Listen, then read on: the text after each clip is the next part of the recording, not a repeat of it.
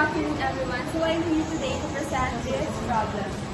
So the problem is, can you please read?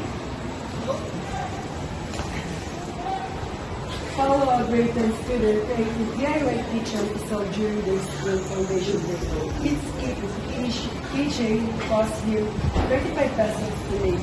He marked up the price by 60% and added 20% abat.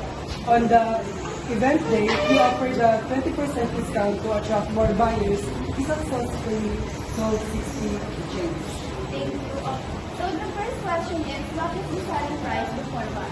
So ang ginawa ko para makuha ang selling price before VAT, kukunin ko ang cost price and markup. Ang cost price ko ay 35 at ang markup ay 60%. Gaya po ng example yung sa nakaraan, ginaya ko po yung shortcut na ginawa niya. Yung 60% po, i-convert natin siya as 1.60. Tsaka po natin siya ita-time sa cost price.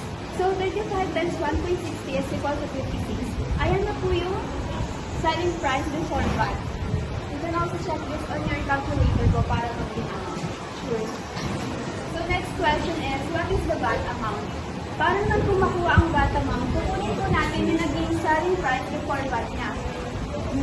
Tsaka po natin siya ita-times sa Tsaka po natin siya ita-times sa 12% which is yung VAT. So para po makuha ita-times 56 times 0.12 is equal to 6.72. Ito na po yung VAT amount na nakuha natin. Next question is, what is the final selling price after VAT and discount? Para makuha po yung final selling price after VAT and discount, yung selling price before VAT, ito-plus natin sa naging VAT amount. So, 56 plus 6.72 is equal to 62.72. Yung naging total po na ito, kukunin po natin, tsaka natin siya ita-time sa 30% which is yung discount. So, 62.72 times 0.20 is equal to 12.4. Pag nakuha na po natin yung dalawang total, tsaka po natin siya i-minus since discount po ang nahanap. So, 62.72 minus 12.4 is equal to 50.8. Next question is, how much is the profit per keychain? Para makuha po natin yung, ano po, impact? Profit. Yung keychain po na, yung selling price after, kinuha po natin dito, i-minus po natin sa cost price, which is yung cost price is 35. So, 50.18 minus 35 is equal to 50.18.